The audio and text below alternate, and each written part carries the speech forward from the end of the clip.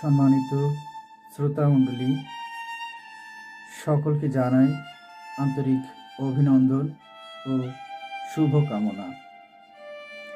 আমি আবু রাসেল স্বরচিত কবিতা সকণ্ঠে পাঠ করছি। কবিতার শিরোনাম নিয়ন জলে অথচ ভিতর অন্ধকার। কতটা প্রহর গুণে তোমায় পাবো, যে প্রহরে নিয়ন আলোতেও সুখী হব।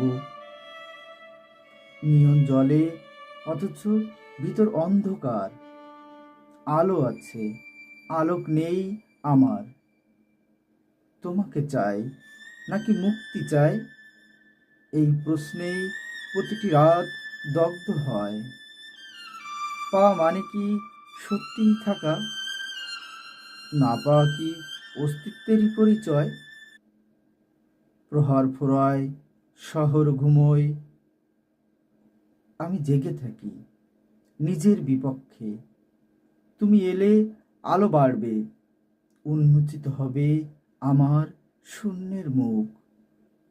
কবিতাটি যদি আপনাদের ভালো লেগে থাকে অবশ্যই লাইক, কমেন্টস, শেয়ার করে আমার পাশে থাকবেন। ধন্যবাদ সকলকে।